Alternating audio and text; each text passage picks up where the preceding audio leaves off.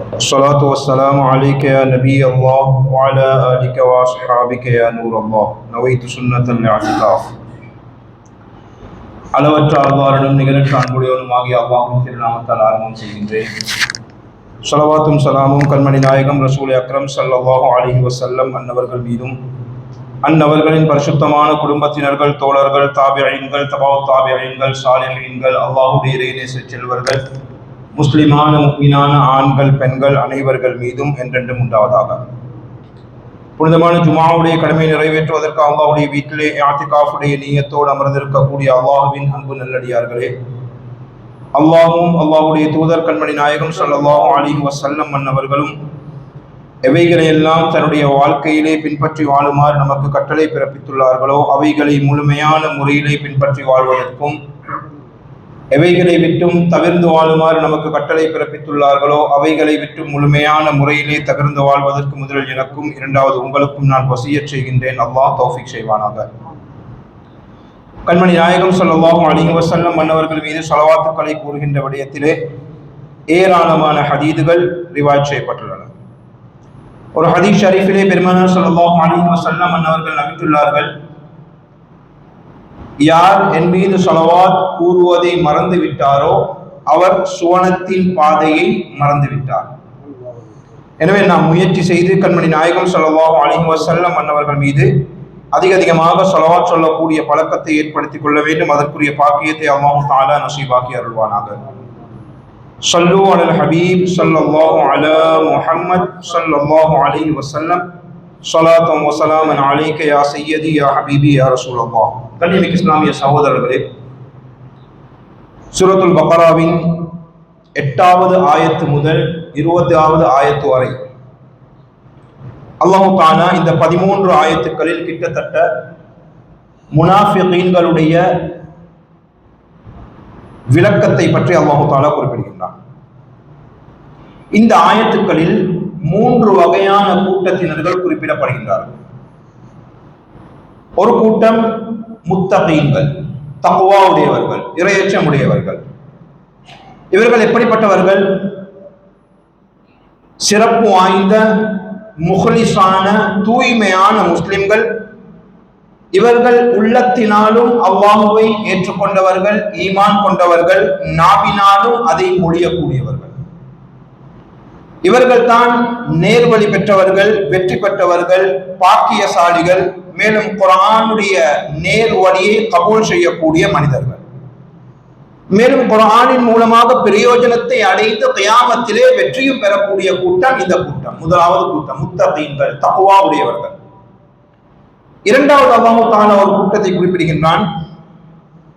இவர்கள் தன்னுடைய நாவினால் கலிமாவை மொழியவும் இல்லை, கல்பினால் கலிமாவை ஏற்றுக்கொள்ளவும் இல்லை. இவர்கள் நிராகரிக்கக்கூடிய மனிதர்கள், முஸ்லிம் அல்லாத மனிதர்கள். இவர்களுடைய ஒரு சில பழக்கங்களை பற்றியும் அல்லாஹ் தஆலா குறிப்பிடுகின்றான். இவர்களுடைய கண்கள் திரையிடப்பட்டிருக்குது, காது செவி புலன்கள் கிடையாது, அதாவது நல்ல விடயங்களை கேட்கக்கூடிய பாக்கியம் அல்ல. எனவே இப்படிப்பட்ட மனிதர்கள், முஸ்லிம் அல்லாத மனிதர்கள், இவர்களுக்கு ஆகிரத் நிராகரிக்கக்கூடிய மனிதர்கள், இவர்களுக்கு ஆகிரத்திலே அல்லாஹ்வுடைய அதாப் இருக்கிறது. நம்முடைய இன்றைய தலைப்பு இந்த 3வது கூட்டம். 3வது கூட்டம், முதலாவது கூட்டம் முத்தகீன்கள், தக்வா உடையவர்கள், அல்லாஹ்வை கல்பினாலும் ஏற்றுக்கொண்டு நாவினாலும் மொழியக்கூடியவர்கள், வெற்றி பெற்றவர்கள். இரண்டாவது நிராகரிப்பாளர்கள், கல்பினாலும் அல்லாஹ்வை ஏற்றுக்கொள்ளவில்லை, நாவினாலும் அல்லாஹ்வை இறைவனாக ஏற்றுக்கொள்ளாதவர்கள். 3வது கூட்டத்தினர்கள் யார் என்றால், நாவினால் கலிமாவை மொழியக்கூடியவர்கள், மொழிந்தவர்கள், மேலும் கல்பினால் அந்த கலிமாவை ஏற்றுக்கொள்ளாத மனிதர்கள். இவருடைய உள்ளத்திலே நிராகரிப்பு இருக்கக்கூடிய உள்ளங்கள், அல்லாஹ்வை ஏற்றுக்கொள்ளாத கல்புகள். நாவினால் மாற்றிடம் முஸ்லிம்கள் என்று கூறுவார்கள், ஆனால் உள்ளத்தினால் முஸ்லிம் அல்லாமல் இருக்கக்கூடியவர்கள், கல்வினால் நிராகரிப்பை ஏற்றுக்கொள்ளக்கூடியவர்கள். இவர்கள் தான் முனாஃபிகீன்கள். இந்த முனாஃபிகீன்களை பற்றி அல்லாஹ் தஆலா குர்ஆன்ல ஒரு இடத்தில் குறிப்பிடும் போது, இன்னல் முனாஃபிகீன ஃபி தர்கில் அஸ்ஃபலி மினன் நார், நரகத்திலும் கீழ் தட்டிலே முனாஃபிகீன்கள் இருப்பார்கள். நரகத்தினுடைய அதாபிலையும் நிராகரிப்பாளர்களை விட முனாஃபிகீன்கள் பயங்கரமானவர்கள், அவர்களை விட கேடு கெட்டவர்கள். இந்த முனாஃபிகீன்கள் யார்? நாவினால் இறைவனை ஏற்றுக்கொண்டு கல்வினால் இறைவனை நிராகரித்து வாழக்கூடியவர்கள். எனவே அல்லாஹ் தஆலா இந்த கூட்டத்தை விட்டும் நம்மை பாதுகாப்பானாக. இந்த கூட்டத்தினர்களை பற்றி அல்லாஹ் தஆலா இந்த சூரத்துல் பக்ராவினுடைய ஆரம்ப பகுதியிலே குறிப்பிடும் போது கூறுகின்றான், பிஸ்மில்லாஹிர் ரஹ்மானிர் ரஹீம், வ மினன் நாஸி மை யகூல். தர்ஜுமா, இன்னும் சில மனிதர்கள் இவ்வாறு கூறுகிறார்கள். இந்த இடத்தில் முனாஃபிகீன்களுடைய விடயங்களை பற்றி அல்லாஹ் தஆலா குறிப்பிடுகிறான். சில மனிதர்கள் இவ்வாறு கூறுகிறார்கள். இவர்களை எப்படிப்பட்டவர்கள் என்று கூட அல்லாஹ் தஆலா குறிப்பிட விரும்பவில்லை. அவருடைய சிஃபத்துக்கள், பண்புகள் எதுவுமே கிடையாது. அதனால தான் சில மனிதர்கள் இவ்வாறு கூறுகிறார்கள் என்று இந்த மனிதர்களை பார்த்து அல்லாஹ் தஆலா குறிப்பிட்டு விட்டு பின்னால் கூறுகின்றான், வ மினன் நாஸி மை யகூலு ஆமன்னா பில்லாஹி வ பில் யௌமில் ஆகிர். அல்லாஹ்வின் மீது நாங்கள் ஈமான் கொண்டோம், இறுதி நாள் கியாமத்துடைய நாளின் மீது நாங்கள் ஈமான் கொண்டோம். இஸ்லாத்தினுடைய வரையறைகள், இஸ்லாத்தினுடைய விடயம் எவ்வாறு என்றால், ஒன்று அல்லாஹ்வை ஈமான் கொள்வது கடைசி ஒரு பகுதி, அல்லாஹ்வை ஈமான் கொள்வது, மற்ற கோணர் கியாமத்துடைய நாள் ஈமான் கொள்வது. இந்த இரண்டுக்கும் மத்தியில் நபிமார்கள் மீது, ரசூல்மார்கள் மீது, கிதாபுகள், அல்லாஹ்வினால் இறக்கப்பட்ட வேதங்கள் மீது கொள்ளக்கூடிய ஈமான் அனைத்தும் உள்ளடங்கிவிடும். அப்ப இந்த மனிதர்கள் யார்? இந்த மனிதர்கள் கூறுகிறார்கள், ஆமன்னா பில்லாஹி வ பில் யௌமில் ஆகிர். அல்லாஹ்வை கொண்டு நாம் ஈமான் கொண்டிருக்கின்றோம், மேலும் கியாமத்துடைய நாளை கொண்டும் நாம் ஈமான் கொண்டிருக்கின்றோம். அப்படி என்றால் என்ன?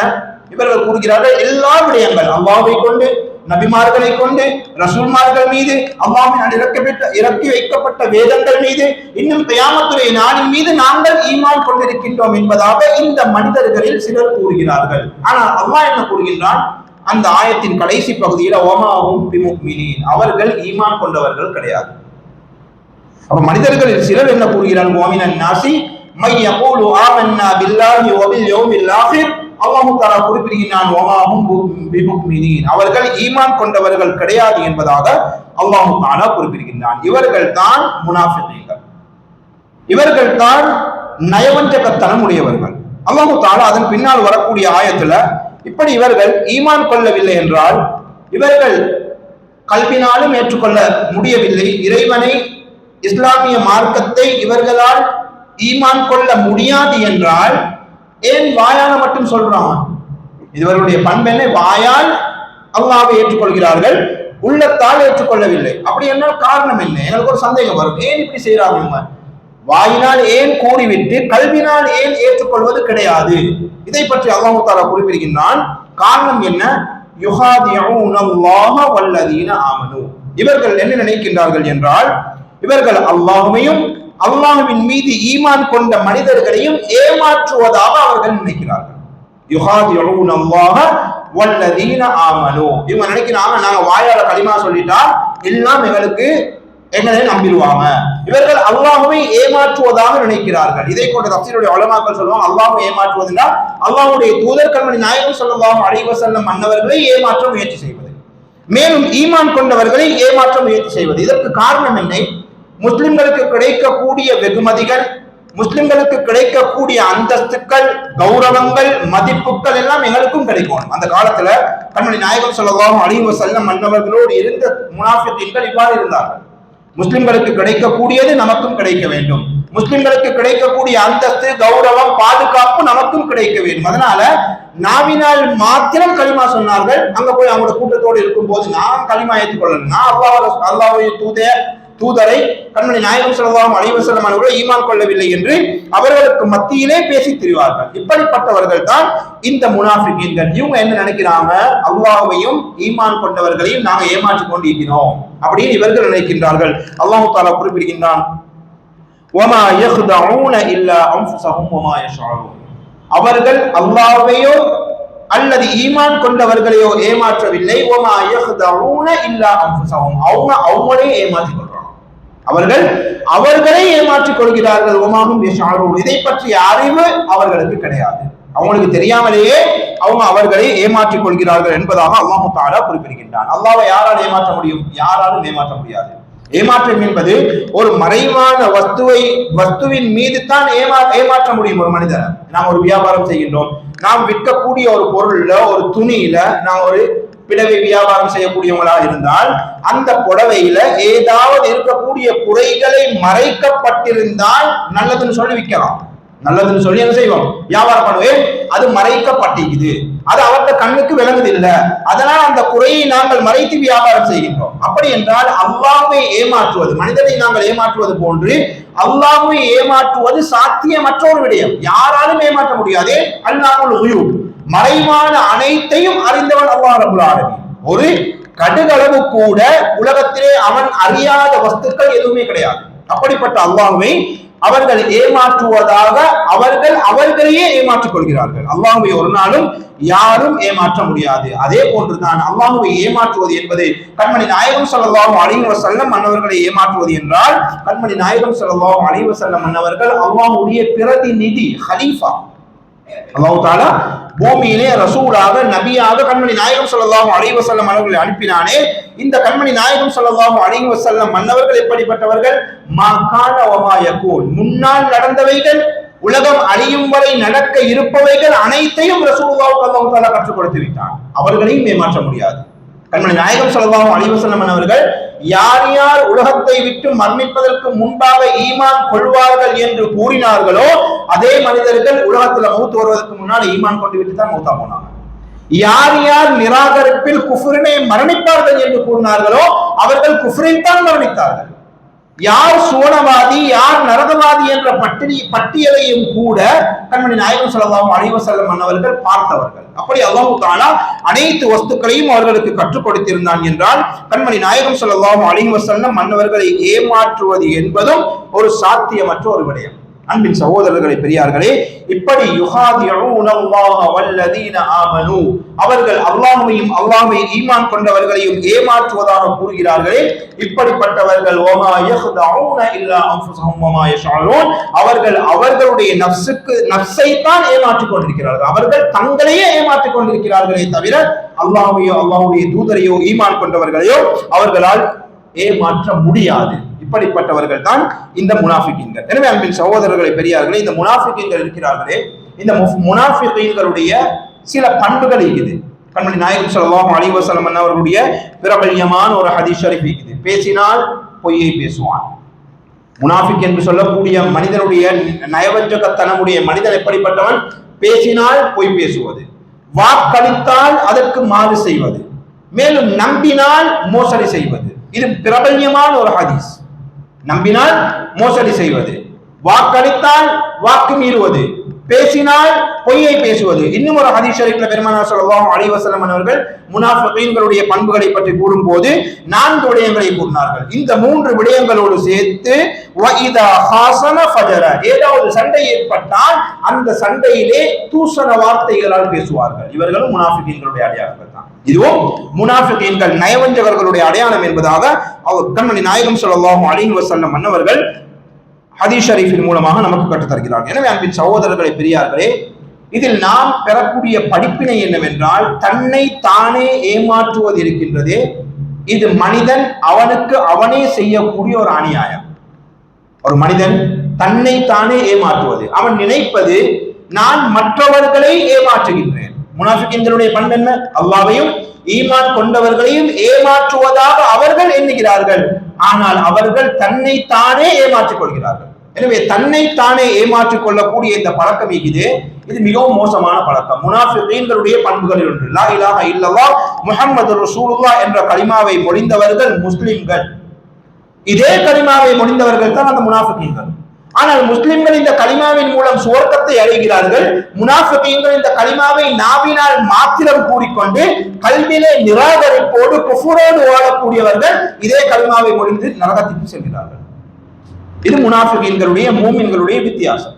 இதே போன்றுதான் இதே கலிமாவின் மூலமாக அல்லாஹ் தஆலா சஹாபாக்கள், எனக்கு தெரியும், கண்மணி நாயகம் ஸல்லல்லாஹு அலைஹி வஸல்லம் அன்னவருடைய அருமை சஹாபாக்கள் மஸ்ஜித் நபவியில தொழுதார்கள்.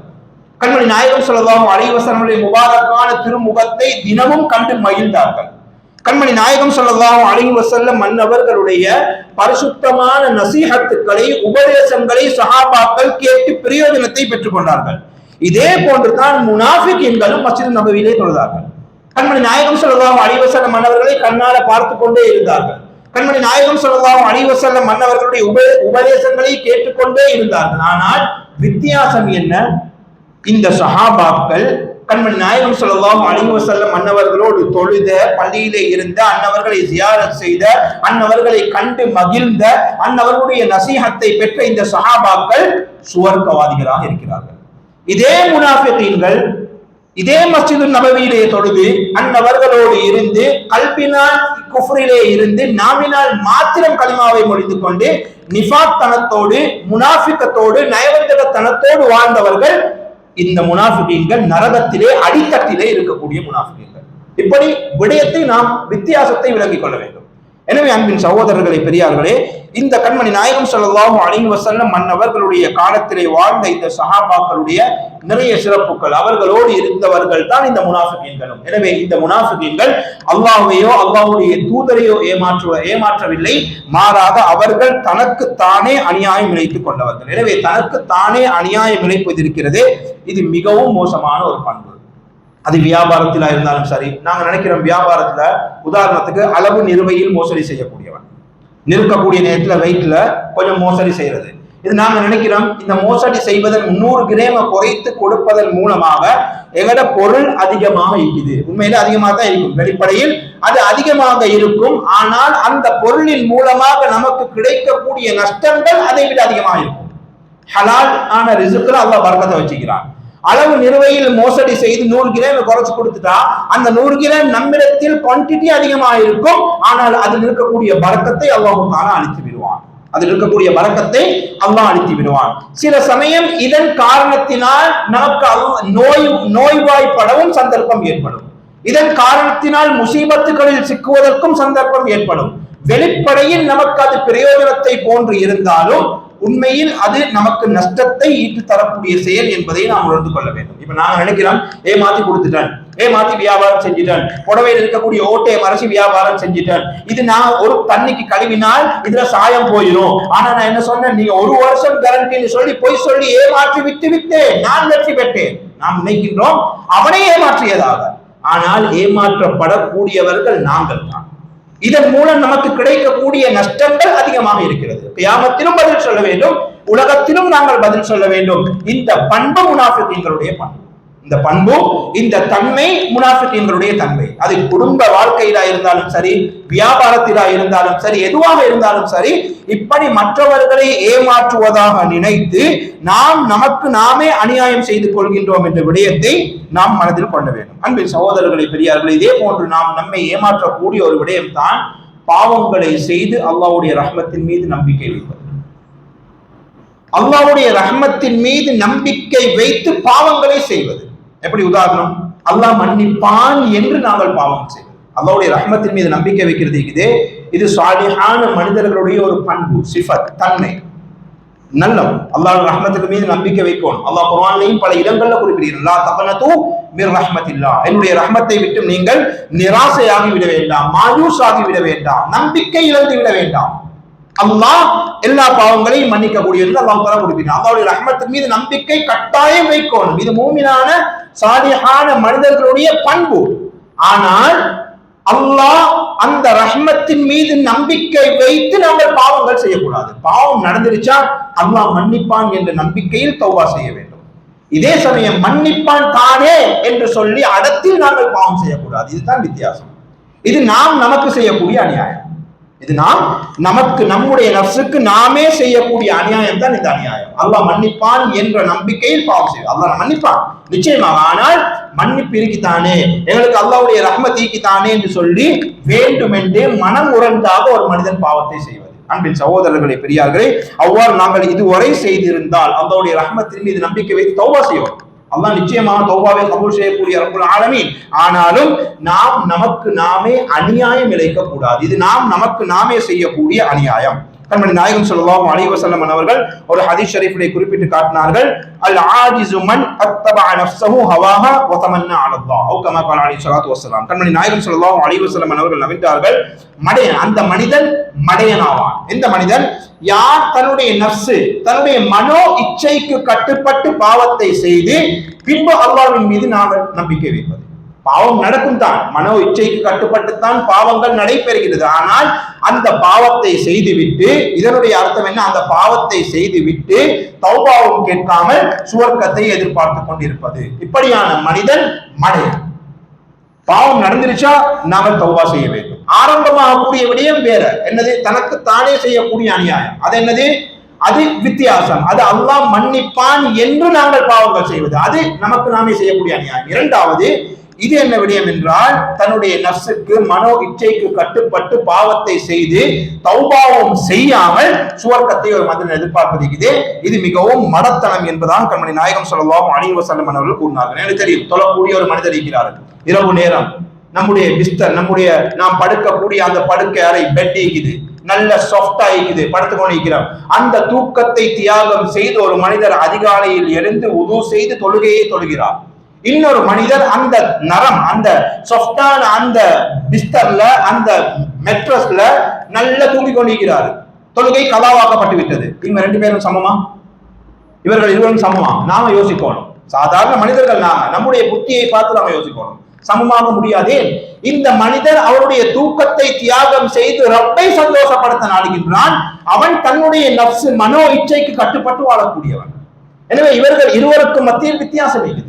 எனவே அன்பின் சகோதரர்களை, பெரியார்களே, இப்படிப்பட்ட மனிதர்கள் தான் இவ்வாறு ஏதாவது தவறுகள் பாவங்கள் நிகழ்ந்து விட்டால் அல்லாஹ்வுடைய சன்னிதானத்திலே அந்த மனிதன் தௌபா செய்து கொள்ள வேண்டும். எனவே இதே போன்ற ஒரு விடயம் தான் தன்னுடைய மனோ இச்சைக்கு கட்டுப்பட்டு ஒரு மனிதன் தனக்கு தானே அநியாயம் செய்வது என்பது தக்கபூர், பெருமையின் மூலமாகவும் நடைபெறக்கூடிய ஒரு விடயம். அல்லாஹ் தஆலா பெருமையில நிறைய கேட்டகரி, அதை பற்றி தனியாக நாங்கள் பயன் செய்யணும். உலமாக்கள் 8 வகையான கூட்டம் சொல்றாங்க. பெருமையில நாங்க நினைப்போம் சல்லிக்காரனுக்கு மட்டும்தான் இது, ஏழைகளுக்கு கிடையாது என்று. உலமாக்கள் 8 வகையான கூட்டத்தை எழுதுகிறார்கள். அதில் 3வது கேட்டகரி தான் சொத்து பத்துக்களை உள்ளவன், பணக்கார மனிதனுடைய பெருமை. மற்ற 2ம் வேற. 1வது 2வது 3வது கேட்டகரியில தான் உலமாக்கள் பணக்கார மனிதர்கள் செய்யக்கூடிய தக்கப்பூர் பெருமையை பற்றி குறிப்பிடுகிறார்கள். அதற்கு முன்னாடி இந்த 2 வகையான பெருமை இருக்கிறது. வரக்கூடிய வாரங்கள் இன்ஷா அல்லாஹ் பெருமையை பற்றி நாங்கள் பார்ப்போம். எனவே இந்த பெருமை என்று சொல்லக்கூடிய இந்த தன்மை, இந்த மோசமான பழக்கமும் ஒரு அடியான் தனக்கு தானே செய்யக்கூடிய அநியாயம். இதை நாங்கள் உணர்ந்து கொள்ள வேண்டும். பெருமை என்பது மிகவும் மோசமான ஒரு பண்பு. இது உண்மையில் இந்த தக்கப்பூர் அல்லாஹ்வுக்கு மாத்திரம் உரியது. இதை மனிதர்களுடைய இந்த படைப்புகளால் மேற்கொள்ள முடியாது. ஷைத்தான் பெருமை அடித்தான். என்ன செஞ்சான்? பெருமை அடித்தான். நான் மண்ணால படைக்கப்பட்டிருக்கின்றேன், ஆதம் மண்ணினால் படைக்கப்பட்டார்.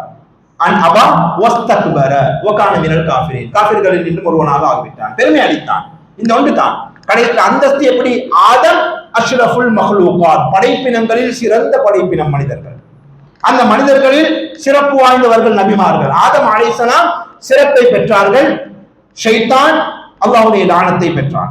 இதுதான் வித்தியாசம். பெருமை அடித்தான், அல்லாஹ்வுடைய சபிக்கப்பட்ட ஒரு இப்லீஸாக மாறிவிட்டான். இதுதான் வித்தியாசம். எனவே பெருமை என்பதும் ஒரு மனிதன் தனக்கு தானே இழைத்துக் கொள்ளக்கூடிய ஒரு நுக்சான், ஒரு நஷ்டமான ஒரு விடயம். பனி இஸ்ராயேலுடைய காலத்துல ஒரு பாவியான மனிதர் இருந்தார்.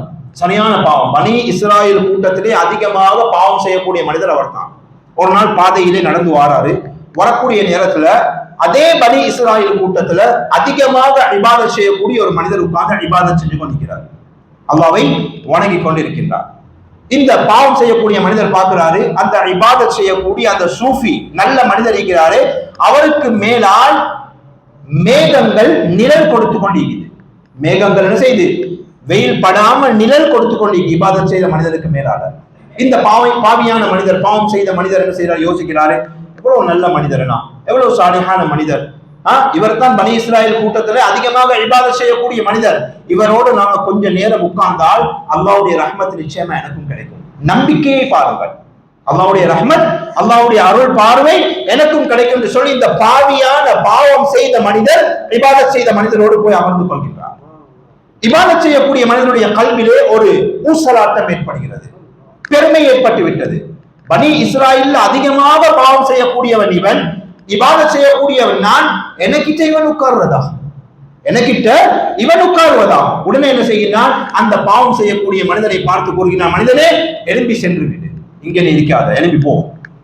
அல்லாஹு தஆலா அந்த காலத்தில் நபியாக இருக்கக்கூடிய தன்னுடைய நபிக்கு அல்லாஹு தஆலா என்ன செய்கின்றார்? அலைஹிஸ்ஸலாம் வஹ்யை இறக்குகின்றான். அந்த நபியை பார்த்து கூறுகின்றான் அலைஹிஸ்ஸலாம், அந்த இரண்டு மனிதர்கள், பாவம் செய்த மனிதர், இபாதத் செய்த மனிதர், இந்த இருவரிடத்திலும் போய் சொல்லுங்க, இருவரும் ஆரம்பத்துல இருந்து அமல் செய்யறதுக்கு ஸ்டார்ட் பண்ணட்டும். அவங்க ரெண்டு பேரும் இப்ப ஜீரோ. ஆரம்பத்துல இருந்து இருவரும் அமல் செய்ய ஆரம்பிக்கட்டும். அப்படின்னா என்னது? பாவம் செய்த மனிதர் அந்த இடத்துல உள்ளத்துல என்ன நினைச்சு வந்து உட்கார்றாரு, இந்த நல்ல இபாதத் செய்யக்கூடிய மனிதரோடு நான் அமர்ந்திருந்தால் அல்லாஹ்வுடைய ரஹ்மத் எனக்கும் கிடைக்கும் தானே என்ற நம்பிக்கையில் உட்கார்ந்தார். அந்த நம்பிக்கை, அந்த அவர் கொண்ட அந்த ஆசையின் காரணத்தினால் அவருடைய எல்லா பாவத்தையும் அல்லாஹ் மன்னிச்சுட்டான். ஆரம்பத்திலிருந்து இபாதத் செய்ய சொல்லுங்க, எல்லா பாவம் மன்னிக்கப்பட்டிருக்கு. இதே இபாதத் செய்த மனிதரை பார்த்து இதே கட்டளை, ஆரம்பத்திலிருந்து இபாதத் செய்யுங்கள். காரணம் என்ன? இந்த மனிதர் அவருக்கு பக்கத்தில் அமர்ந்ததன் காரணத்தினால் அவருடைய கல்வியிலே பெருமை ஏற்பட்டது. நான் இபாதத் செய்யக்கூடியவன், இவன் பாவம் செய்யக்கூடியவன், எனக்கு பக்கத்தில் இவனா, அந்த பெருமை ஏற்பட்டதன் காரணத்தினால் அந்த மனிதனுடைய அனைத்து இபாதத்தையும் அல்லாஹ் அழித்து விட்டான். திரும்பவும் ஆரம்பத்தில் இபாதத் செய்யும். நாம் சிந்திக்க வேண்டும். பெருமை இபாதத்தை அழித்து விடக்கூடியது. பெருமை மனிதனை அழித்து விடக்கூடிய ஒரு செயல். எனவே அன்பின் சகோதரர்களே, பெரியார்களே, சில சமயம் நம்முடைய கல்வில ஏற்படும், நம்முடைய கல்வில தக்கபுர் என்று சொல்லக்கூடிய பெருமை ஏற்படும். அந்த ஏற்படக்கூடிய நேரத்தில் சில எண்ணங்கள் உண்டாகுமே, அந்த எண்ணங்களின் மூலமாக நாம் மற்றவர்களுக்கு முன்னால் பெருமையோடு வாழ்கின்றோம் என்று நாம் உணரலாம். ஆனால் அது நாம் நமக்கு செய்யக்கூடிய அநியாயம். நாம் இந்த ரிவாயத்துல சம்பவத்தில் விளங்கிக் கொள்ளலாம். அமல் இல்லாம போச்சு, யாருக்கு நஷ்டம்? முன்னால் இருக்கக்கூடியவனுக்கு நஷ்டமா, அல்லது இந்த பெருமை கொண்ட மனிதனுக்கு நஷ்டமா? இவனுக்கு தான் நஷ்டம். இவனுக்கு செய்து கொள்ளக்கூடிய அநியாயம். பெருமையின் மூலமாகவும் தனக்குத்தானே மனிதர்கள் அநியாயம் இணைக்கக்கூடியவர்களாக இருக்கிறார்கள். எனவே அன்பின் சகோதரர்களை, பெரியார்கள், இப்படி நிறைய பண்புகள், நிறைய விஷயங்கள் இருக்குது. பண்புகள் கிடையாது, நிறைய மோசமான பழக்கங்கள் இருக்குது. இந்த பழக்கங்களின் மூலமாக நாம் நமக்கு அநியாயம் விளைத்து உலகத்திலே வாழ்ந்து கொண்டிருக்கின்றோம். இவ்வாறே நாங்கள் வாழ்ந்து கொண்டிருப்போமே ஆனால், இவ்வாறே நமக்கு மௌத்து வருமே ஆனால், நாம் யாரு? ஒரு துளியின் மூலமாக படைக்கப்பட்ட மனிதர்கள், மண்ணால் படைக்கப்பட்டவர்கள். ஒரு மூச்சு இருக்கின்றது, அந்த மூச்சு நின்றுவிட்டால் அனைத்தும் நின்றுவிடும், அனைத்து தொடர்பும் துண்டிக்கப்பட்டுவிடும். திரும்பவும் அதே மண்ணை நோக்கித்தான் நாங்கள் செல்ல இருக்கின்றோம். எனவே வாழக்கூடிய இந்த காலத்தில் அந்த பெருமையை நம்முடைய கல்வியில் இருந்து நீக்கி வாழ்வோமே ஆனால், அனைவர்களோடும் சகோதரத்துவமாக, ஏழை பணக்காரன், வெள்ளையன் கருப்பன் என்ற வித்தியாசம் இல்லாமல், குலம் கோத்திரங்கள் வித்தியாசம் இல்லாமல் நாம் சேர்ந்து ஒற்றுமையோடு சகோதரத்துவத்தோடு வாழ்வோமே ஆனால், நிச்சயமாக இந்த வாழ்க்கையில் அல்லாஹ் தஆலா நமக்கு நிம்மதியையும் ராகத்தையும் வழங்குவதோடு, நாளைய கபருடைய கியாமத்துடைய வாழ்க்கையிலும் அல்லாஹ் தஆலா நமக்கு லேசான விடயங்களை வழங்குவான் என்பதில் எந்த விதமான சந்தேகமும் கிடையாது. எனவே நாம் முயற்சி செய்து வாழக்கூடிய இந்த காலத்தில் தனக்கு தானே அநியாயம் செய்வதை விட்டும் நம்மை பாதுகாத்து வாழ்வதற்கு முயற்சி செய்ய வேண்டும். அவ்வாறு வாழ்வதற்கு அல்லாஹ் தஆலா நம் அனைவருக்கும் கிருபை செய்து அருள்வானாக. யா அல்லாஹ் நம்முடைய பாவங்களை மன்னித்தருள்வாயாக, நம்முடைய தாய் தந்தையுடைய பாவங்களை மன்னித்தருள்வாயாக. யா அல்லாஹ் அனைத்து முஸ்லிம் சமுதாயத்துடைய பாவங்களை மன்னித்தருள்வாயாக.